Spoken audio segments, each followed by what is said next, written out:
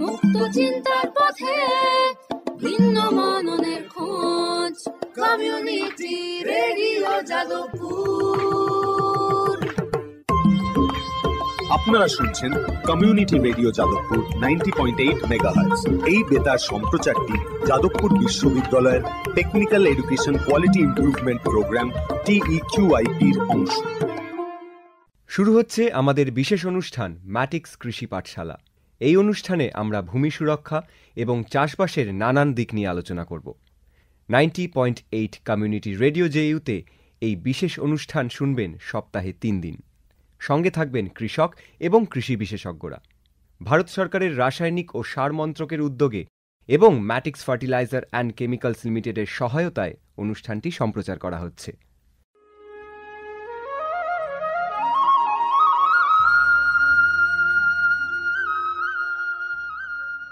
অর্থনৈতিক বিষয় সংক্রান্ত ক্যাবিনেট কমিটি তাদের 28 জুন 2023 সভায় পিএম প্রণাম নামক একটি প্রকল্প অনুমোদন করেছে।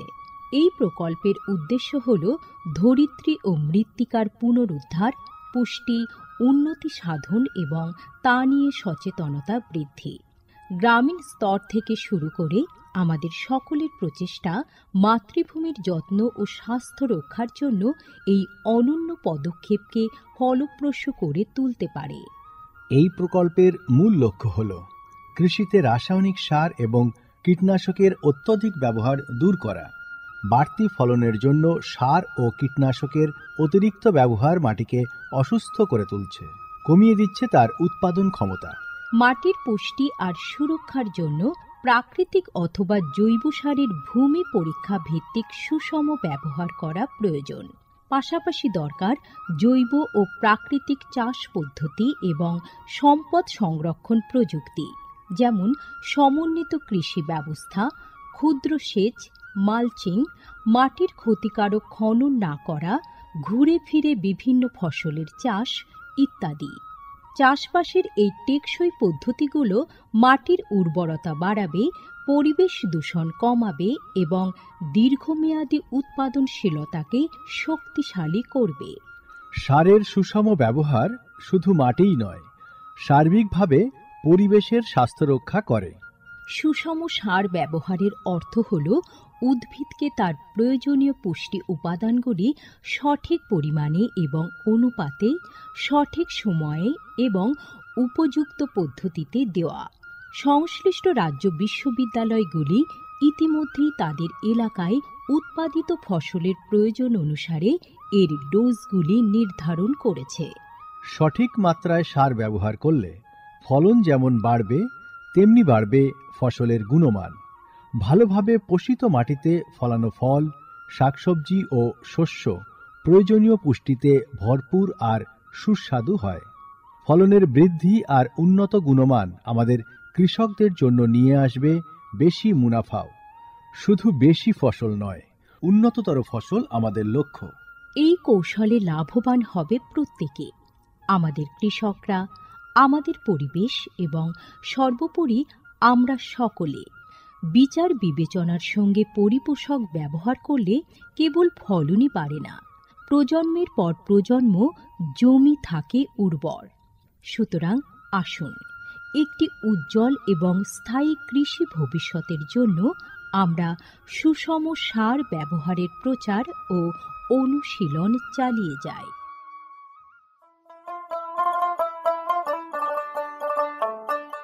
বিকশিত ভারত সংকল্প যাত্রা বা VBSY এর একটি গুরুত্বপূর্ণ অংশ হল ভারত সরকারের সার বিভাগ দ্বারা PM প্রণাম স্কিম এবং কৃষিতে ড্রোন ব্যবহারের প্রচার। সারের সুষম ব্যবহার এবং ন্যানো সারের ব্যবহার নিশ্চিত করার কাজে সার বিভাগ বিভিন্ন সংস্থা ও মানুষকে নিযুক্ত করেছে, যেমন বিভিন্ন সার উৎপাদনকারী সংস্থা, প্রধানমন্ত্রী কৃষি সমৃদ্ধি কেন্দ্র বা PMKSK গুলি, ফিল্ড অফিসার এবং নোডাল অফিসারদের। VBSY এর একটি প্রধান দিক হল বিভিন্ন শস্য এবং গাছপালার ওপর ন্যানো এবং জল দ্রবণীয় সার স্প্রে করার কাজে ড্রোনের ব্যাপক ব্যবহার। এই উদ্যোগের ফলে 29টি রাজ্য ও কেন্দ্রশাসিত অঞ্চলের বিভিন্ন জেলায় হাজার হাজার ড্রোন প্রদর্শন হয়েছে। এই পদ্ধতিটি হাতে কলমে দেখিয়ে দেওয়ায় আধুনিক কৃষি প্রযুক্তি গ্রহণের সুবিধাগুলি মানুষের কাছে আরও স্পষ্ট ও বিশ্বাসযোগ্য হয়ে উঠেছে। এই জনসংযোগ কর্মসূচিগুলি দীর্ঘমেয়াদী কৃষি অনুশীলনের সুফল সম্পর্কে নাগরিকদের অবহিত করতে একটা বড় ভূমিকা পালন করেছে। সারা দেশ জুড়ে লক্ষাধিক দর্শক ড্রোনের প্রদর্শনী প্রত্যক্ষ করেছেন। প্রচলিত ইউরিয়ার চেয়ে ন্যানো ইউরিয়ার উপকারিতা বিষয়ে সচেতন হয়ে কৃষকরা ন্যানো সার প্রয়োগে গভীর আগ্রহ দেখিয়েছেন। এই কর্মসূচির আলাপ আলোচনায় উঠে এসেছে জৈব চাষের উপযোগিতা, যা প্রমাণ করে চাষের এই সব অনুশীলনগুলি নিয়ে কৃষকদের সচেতনতা। উৎসাহী কৃষকরা কৃষিতে ড্রোন প্রযুক্তির বিষয়ে আগ্রহ প্রকাশ করেছেন। এই আধুনিক কৌশলগুলির অর্থনৈতিক কার্যকারিতা কৃষকদের নতুন দিশা দেখিয়েছে, কৃষিতে এক স্থায়ী এবং সাশ্রয়ী পদ্ধতির পথ প্রশস্ত করেছে। মাননীয় প্রধানমন্ত্রী মহিলা কিষাণ ড্রোন কেন্দ্র চালু করেছেন। এটি মহিলা স্বনির্ভর গোষ্ঠীগুলিকে ড্রোন সরবরাহ করবে, যাতে তারা এই প্রযুক্তি ব্যবহার করে জীবিকা নির্বাহ করতে পারে। VBSY প্রোগ্রামের রূপায়ণে PMKSKগুলি সক্রিয় ভূমিকা পালন করছে। একে অপরের সঙ্গে এই সহযোগিতাই আমাদের পাথেয়। বিকশিত ভারত সংকল্প যাত্রা শুধু একটি যাত্রা নয়, এটি ভারতীয় কৃষির দীর্ঘমেয়াদী এবং প্রযুক্তিগতভাবে উন্নত ভবিষ্যতের দিকে একটি গুরুত্বপূর্ণ পদক্ষেপ। যাত্রাপথে এটি জাতির কৃষিকে সম্পূর্ণ পুনর্নির্মাণ করা, উদ্ভাবনকে উৎসাহিত করা এবং সবার জন্য একটি সবুজ, আরও সমৃদ্ধ ভবিষ্যৎ নিশ্চিত করায় অঙ্গীকারবদ্ধ।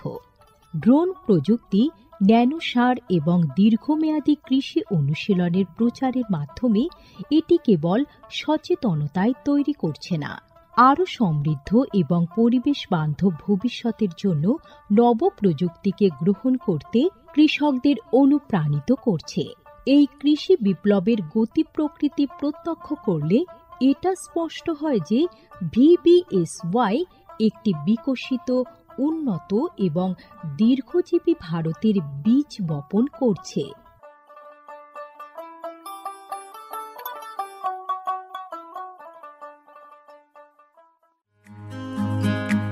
ভারতে যে সার কোম্পানিগুলির সবচেয়ে দ্রুত গতিতে বৃদ্ধি পাচ্ছে, ম্যাটিক্স ফার্টিলাইজার্স অ্যান্ড কেমিক্যালস লিমিটেড তার মধ্যে অন্যতম। পশ্চিমবঙ্গের পানাগড়ে অবস্থিত তাদের কারখানায় বছরে 12.5 লক্ষ টনের উপর ইউরিয়া সার উৎপাদন হয়। ভারত সরকারের গ্রিনফিল্ড প্রজেক্ট হিসেবে স্বীকৃত এই কারখানায় তৈরি হয় ডক্টর ফসল। ইতিমধ্যেই যা পূর্ব ভারতের সর্বাধিক বিক্রিত ইউরিয়া সার হয়ে উঠেছে। কৃষি উন্নয়ন ও ভূমি সুরক্ষা, ক্ষুধা, অপুষ্টি ও দারিদ্র্য দূরীকরণ, গ্রামীণ এলাকা ও বস্তি উন্নয়ন, লিঙ্গ পরিবেশ, স্বাস্থ্য, শিক্ষা ইত্যাদি নানান বিষয়ের উপর জোর দেয় ম্যাটিক্সের CSR প্রকল্পগুলি।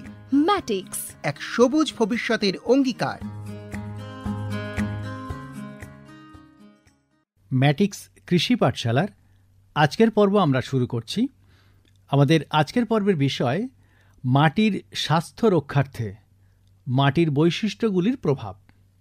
এ বিষয়ে আলোচনা করার জন্য আজ আমাদের সঙ্গে স্টুডিওতে উপস্থিত আছেন ডক্টর সুভাষ আদক, নরেন্দ্রপুর রামকৃষ্ণ মিশনের কৃষি প্রশিক্ষণ কেন্দ্রের কৃষি অধ্যাপক।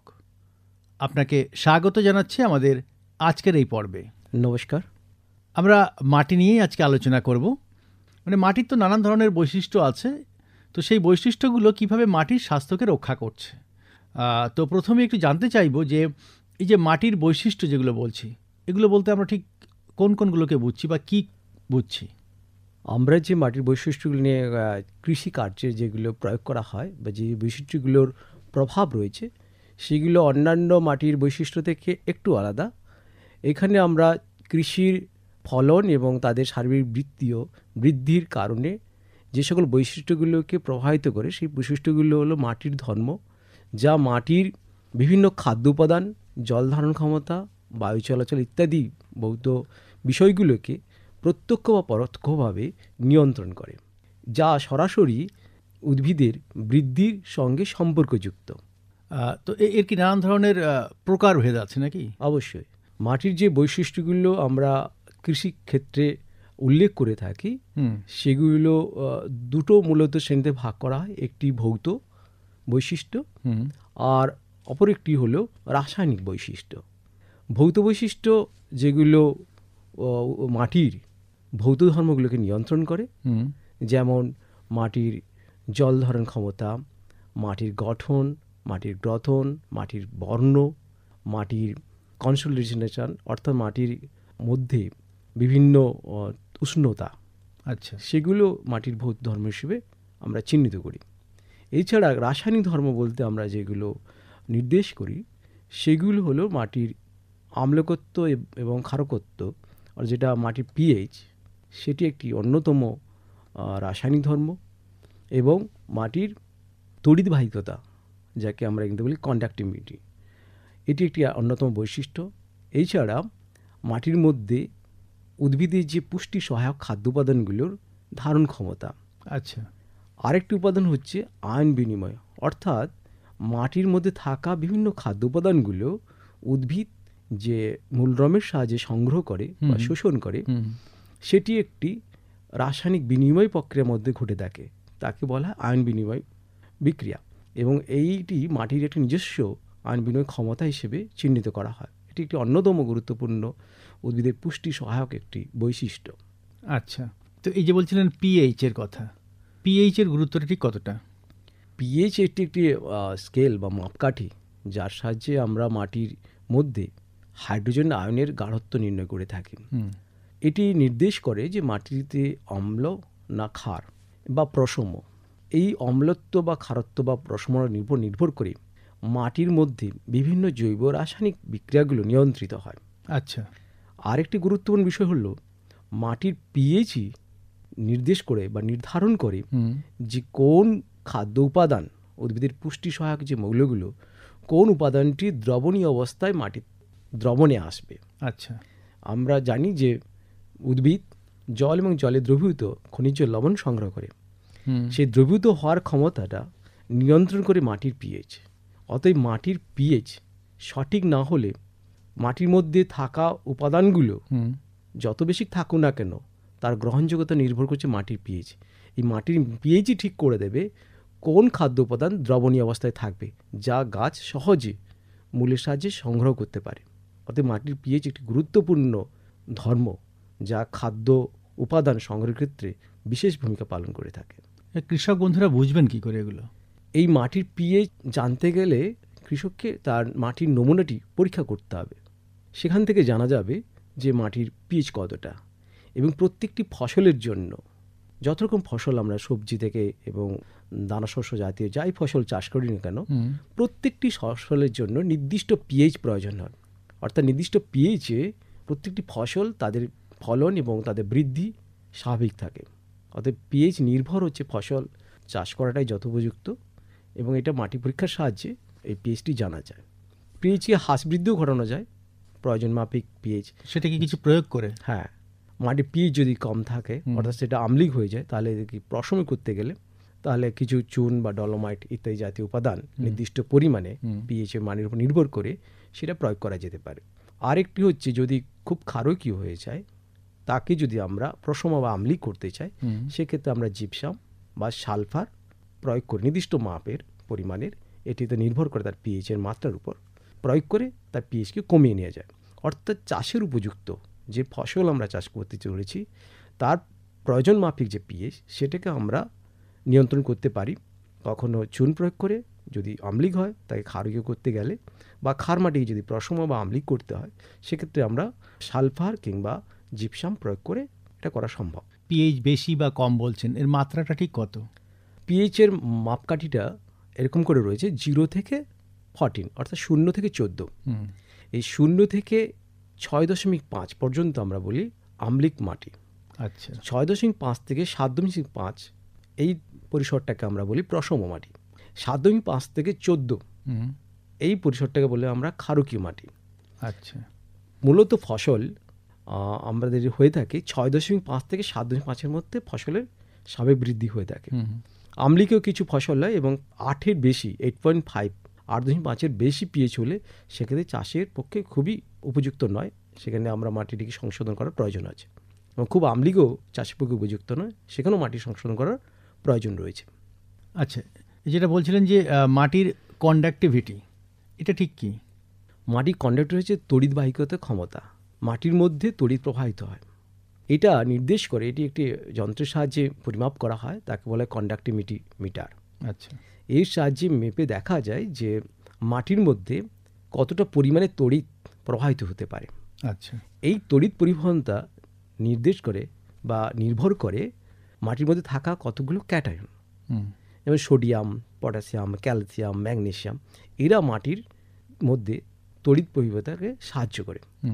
এটা পরোক্ষভাবে আমাদেরকে বোঝাতে সাহায্য করে যে মাটির মধ্যে কতটা লবণাক্ত পরিমাণ রয়েছে, অর্থাৎ মাটির মধ্যে সল্টের পরিমাণ। এই লবণাক্ত পরিমাণ নির্দেশ করার জন্য এই কন্ডাক্টিমিটারকে আমরা পরিমাপ করে থাকি। পরোক্ষভাবে মাটির মধ্যে লবণাক্ত রয়েছে কিনা, কারণ লবণাক্ত মাটিতে খুব একটা ভালো চাষ হয় না। যত বেশি কন্ডাক্টিমিটার মান বেশি হবে, অর্থাৎ 1-এর বেশি হলে সেই জমিতে কিন্তু চাষযোগ্য হয় না। 1-এর কমই হচ্ছে আমাদের প্রয়োজন চাষের জন্য। মানে তড়িৎ বেশি যদি প্রবাহিত হতে পারে, সেই সক্ষমতা থাকে, তাহলে সেটা চাষের উপযোগী না। না, কারণ সেখানে বেশি পরিমাণ লবণ রয়েছে, সোডিয়াম, পটাশিয়াম, ক্যালসিয়াম, ম্যাগনেসিয়াম, এই জাতীয় লবণ থাকার ফলে এগুলো তড়িৎবাহিত বেশি হয়, আর এগুলো চাষের ক্ষতি করে, কারণ লবণাক্ত পরিমাণ বেশি জমিতে। আচ্ছা, এটা কম হলেই চাষ ভালো হবে। তো যদি বেশি হয়ে যায় তার জন্য তো কিছু রেমেডি আছে। হ্যাঁ, সেগুলো রয়েছে, সেগুলো আমরা এগুলো ক্ষারকীয় স্তরে নিয়ে যাই। সেক্ষেত্রে আমরা জিপসাম কিংবা সালফার বা অর্গানিক উপাদান বা আম্লিক সার, যেমন ইউরিয়া, এসএসপি, অ্যামোনিয়াম সালফেট, এই আম্লিক সারগুলো প্রয়োগ করে এই মাটির এই যে কন্ডাক্টিভিটি বেশি হয়ে যাচ্ছে সেটা কমানো যায়। মাটির যে সমস্ত বৈশিষ্ট্য নিয়ে আপনি কথা বলছেন, তার মধ্যে একটা তো মূলত মানে আমাদের খুব সাদা চোখে আমরা কৃষক বন্ধুরা বুঝতে পারি যে জল ধারণ ক্ষমতা, যে কোন মাটিতে জল ধরে রাখতে পারছে, কোথায় ধরে রাখতে পারছে না। তো এই জল ধারণ ক্ষমতা, এটার ঠিক গুরুত্ব কতটা? প্রত্যেকটা মাটির, আমরা মাটিকে মোটামুটি 3টি শ্রেণীতে ভাগ করি। একটা হচ্ছে বেলে মাটি, এঁটেল মাটি, দোআঁশ মাটি। এই জল ধারণ ক্ষমতা যেমন বেলে মাটিতে খুব কম, তার থেকে একটু ভালো দোআঁশ মাটিতে, এবং এঁটেল মাটি তার থেকে বেশি। কারণ এঁটেল মাটিতে কাদা কণার পরিমাণ থাকার ফলে জলের যে দ্বিভ্রামক একটা বৈশিষ্ট্য থাকে, তার জন্য যেটা বালি কণার সঙ্গে আটকে থাকে না, এই জন্য কাদা কণার জল ধারণ ক্ষমতা বেশি, যেটা আমরা এঁটেল মাটি বলি। আচ্ছা, এই জল ধারণ ক্ষমতার উপর নির্ভর করে আমাদের কৃষিকার্যে জলসেচের পরিকল্পনা করতে হয়, এবং এই জল ধারণ ক্ষমতা নির্ভর করে কৃষির মধ্যে মানে আমাদের লাঙল চাষা, বীজ রোপণ করা, চারা রোপণ ইত্যাদি কিন্তু নিয়ন্ত্রিত হয়। এই উদ্ভিদের সমস্ত যাবতীয় সারবৃত্তীয় কাজ, সালোক সংশ্লেষ ইত্যাদি কাজে জলের ভূমিকা তো অনস্বীকার্য। আর এছাড়াও যে মাটির বৈশিষ্ট্যের মধ্যে অন্যান্য ভৌত ধর্মগুলি, সেগুলো নিয়ে যদি একটু বলেন। এছাড়া অন্যান্য ভৌত ধর্ম হচ্ছে মাটির বর্ণ। আচ্ছা, মাটির বর্ণ কিন্তু পরোক্ষভাবে প্রত্যক্ষভাবে মাটির উষ্ণতাকে নিয়ন্ত্রণ করে। যেমন যদি মাটি খুব কালো বর্ণের হয়, তাহলে সূর্যের তাপ সেটাকে বেশি করে শোষণ করে মাটি উত্তপ্ত করবে দ্রুত। মাটি যদি হালকা বর্ণের হয়, তাহলে বিকিরণের কারণে মাটির তাপ, যে উষ্ণতা, সেটা কম হবে। এই মাটির বর্ণটার বিভিন্ন রকম উপাদান যেগুলো রয়েছে তাদের উপস্থিতি হয়ে থাকে। বিভিন্ন বর্ণ, লাল, কখনো তামাটে, কখনো কালো। জৈব পদার্থ বেশি থাকলে কালো হয়। আয়রনের বিভিন্ন অক্সাইড থাকলে কখনো হলদে বা লালচে বা তামাটে বর্ণ হয়ে থাকে। তো মাটির বর্ণ কিন্তু মাটির অন্যান্য ধর্মগুলোকে প্রভাবিত করে। যে গ্রথন যেটা বলছিলেন, গ্রথন হচ্ছে ওই মাটির কণাগুলোর, যেটা আমি বললাম যে মূল কণা, বালি কণা, পলি কণা, কাদা কণা, এই 3টি কণার আনুপাতিক ভাগহার। এছাড়া আরও ধর্ম রয়েছে মাটির উষ্ণতা। মাটির উষ্ণতার মূল উৎস হচ্ছে সূর্যের তাপ। আরেকটি হচ্ছে মাটির মধ্যে রাসায়নিক যে বিক্রিয়াগুলো, বিশেষ করে মূলের যে শ্বসন প্রক্রিয়া, এবং মাটির মধ্যে বিভিন্ন জৈব বিক্রিয়াগুলো যেগুলো হয়ে থাকে, যাকে বললে আমরা ডিকম্পোজিশন, সেগুলো কারণে জৈব ডিকম্পোজিশন যেগুলো হয়, জৈব বিয়োজন, তার ফলে মাটির উষ্ণতা বাড়তে থাকে। আর মাটির উষ্ণতা ধীরে ধীরে হ্রাস পায়, যেমন বিক্রিয়ণ প্রক্রিয়ায়, পরিবহনের পদ্ধতিতে, বা বিভিন্ন জলের, ঠান্ডা জল প্রভাব পড়লে, এবং কখনো কখনো যেমন বাষ্পমোচন ইত্যাদিভাবে মাটির উষ্ণতা বা মাটি থেকে জল বাষ্প আকারে রূপান্তরিত হয়ে যাওয়া, সেক্ষেত্রেও মাটির উষ্ণতা ধীরে ধীরে হ্রাস পায়। এই মাটির উষ্ণতা কী করে, গাছের যে মূলে বৃদ্ধি এবং মাটির মধ্যে বিভিন্ন যে জৈব রাসায়নিক প্রক্রিয়াগুলো অণুজীব দ্বারা সংঘটিত হচ্ছে সেগুলো কিন্তু নিয়ন্ত্রণ করে। নির্দিষ্ট উষ্ণতা ছাড়া মাটিতে থাকা মূল এবং বিভিন্ন জীবাণুর যে কর্মক্ষমতা দক্ষতা তা নিয়ন্ত্রিত হয় না, তাই নির্দিষ্ট তাপমাত্রার প্রয়োজন হয়। এটি একটি গুরুত্বপূর্ণ ভূমিকা পালন করে।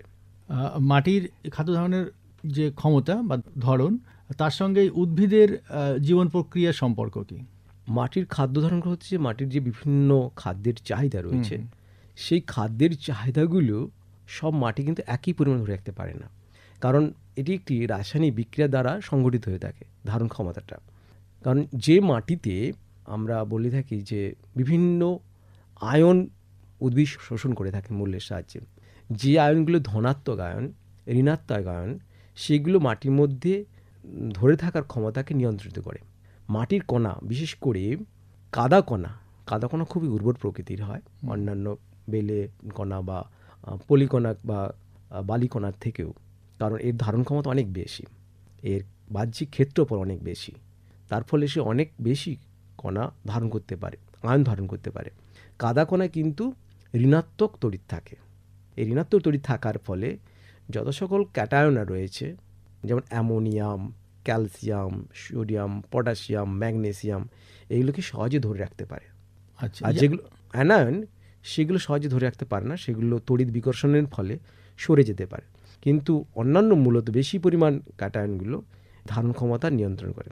অর্থাৎ মাটির কণা কতটা পরিমাণে উদ্ভিদ পুষ্টি মৌলগুলোকে ধরে রাখতে পারে এবং যা দীর্ঘ সময় ধরে গাছের পুষ্টিতে দ্রবণীয় অবস্থায় নিয়ে আসতে পারে, সেটা মাটির একটি নির্দিষ্ট বৈশিষ্ট্য। এটি বিভিন্ন মাটি বিভিন্ন হয়ে থাকে। বেলে মাটির ধারণ ক্ষমতা কম, দোআঁশ মাটির ধারণ ক্ষমতা মাঝারি এবং কাদা মাটির, যেটা আমরা এঁটেল মাটি বলি, তার ধারণ ক্ষমতা বেশি। তাহলে আয়ন বিনিময়ের যে তাৎপর্য, সেটা কি এটাই? আয়ন বিনিময়ের তাৎপর্য হচ্ছে উদ্ভিদ মাটির কণার মধ্যে থাকা বিভিন্ন আয়নগুলোকে দ্রবণীয় অবস্থায় নিয়ে আসার জন্য মাটির পিএইচের ভূমিকা থাকে।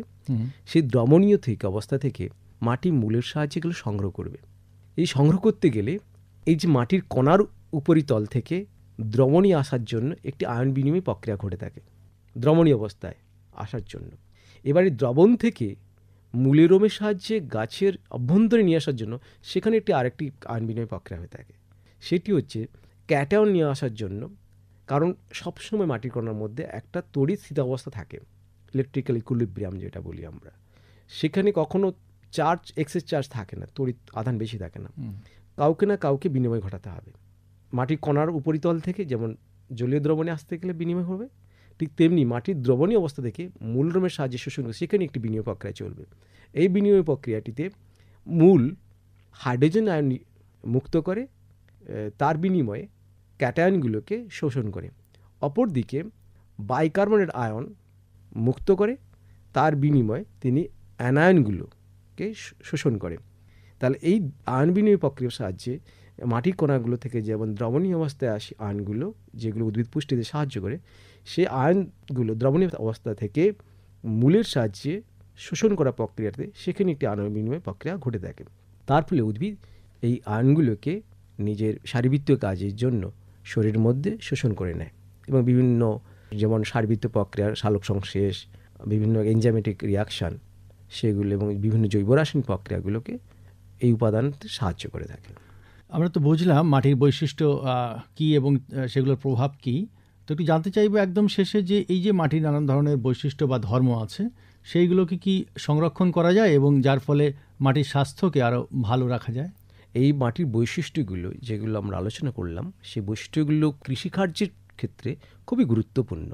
এর জন্য এই বৈশিষ্ট্যগুলোকে সুষ্ঠুভাবে এদেরকে সংগ্রহ করা দরকার। এই বৈশিষ্ট্যগুলো যদি পরিবর্তন ঘটে, তাহলে একটি বৈশিষ্ট্যের সঙ্গে আরেকটি বৈশিষ্ট্যের অতপ্রতভাবে সম্পর্ক রয়েছে।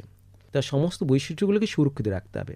সুরক্ষিত রাখার মোটামুটি যে প্রক্রিয়াগুলো আছে সেখানে হচ্ছে বলা হয় যে মাটিতে পরীক্ষা ছাড়া কোনোভাবে রাসায়নিক সার প্রয়োগ করা যাবে না, এবং প্রত্যেকটা রাসায়নিক সারের ধর্মও আলাদা। বিভিন্ন মাটিতে বিভিন্ন রাসায়নিক সারের প্রক্রিয়া। দ্বিতীয় হচ্ছে মাটিতে পর্যাপ্ত পরিমাণে জৈব পদার্থের ব্যবহার। আচ্ছা, এটি একটি প্রক্রিয়া। তৃতীয় হচ্ছে মাটি যাতে ভূমিক্ষয় হয় এমন ফসল বা এমন কোনো কৃষি কার্য করা উচিত নয়, কারণ মাটির সবচেয়ে উর্বর স্তর হচ্ছে উপরের স্তর। এই উপরের স্তর যদি চলে যায় তাহলে কিন্তু মাটি অনুর্বর হয়ে ওঠে। এই উপরের স্তরকে সংরক্ষণ করতে হবে, সেটা সংরক্ষণ হচ্ছে ভূমিক্ষয়কে নিয়ন্ত্রণ করা।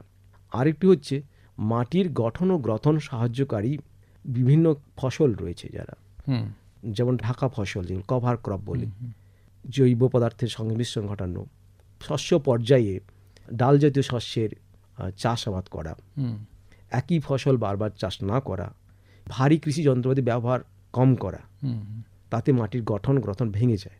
এবং নির্দিষ্ট পরিমাণে কৃষি যে ম্যানেজমেন্ট যেটা বলি, কৃষি ব্যবস্থাপনা কার্য, সেটা বিজ্ঞানসম্মতভাবে করা উচিত।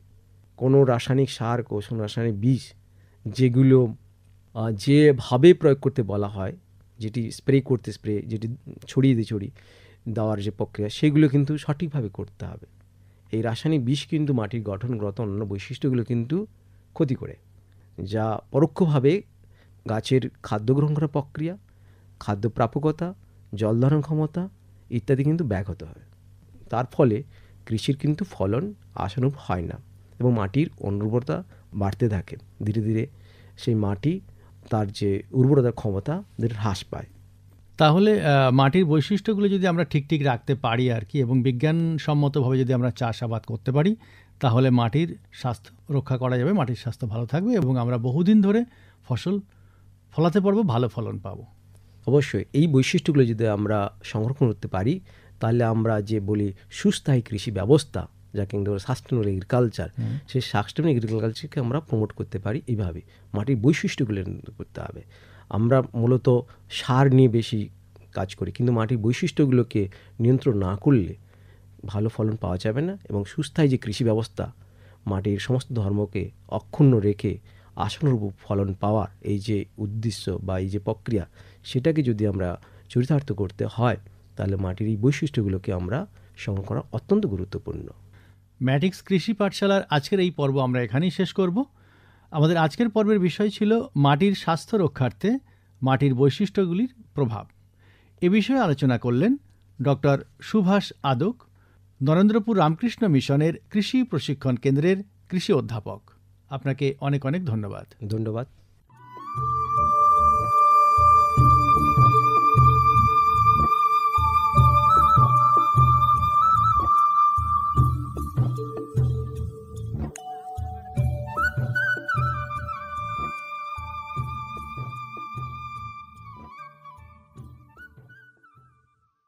এতক্ষণ শুনলেন আমাদের বিশেষ অনুষ্ঠান ম্যাটিক্স কৃষি পাঠশালা, ভারত সরকারের রাসায়নিক ও সার মন্ত্রকের উদ্যোগে এবং ম্যাটিক্স ফার্টিলাইজার অ্যান্ড কেমিক্যালস লিমিটেডের সহায়তায় অনুষ্ঠানটি সম্প্রচার করা হলো। কেমন লাগলো এই অনুষ্ঠান আমাদের জানাতে পারেন। আমাদের ফোন নম্বর 0332457262, email ID radiojeu@gmail.com, YouTube channel radio JU এবং ইনস্টাগ্রাম radio_ju। আজকের মতো ম্যাটিক্স কৃষি পাঠশালা এই পর্যন্ত। শুনতে থাকুন কমিউনিটি রেডিও জেইউ 90.8 মেগাহার্টজ।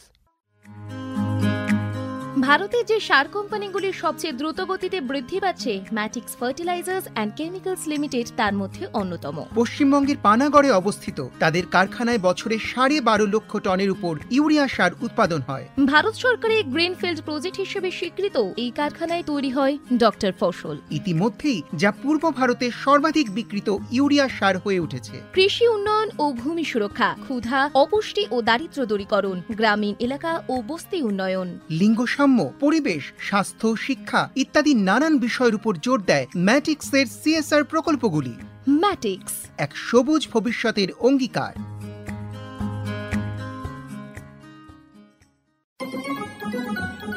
দূরে সে পাশে বসে, পায়ে পায়ে কখনো চলে যায়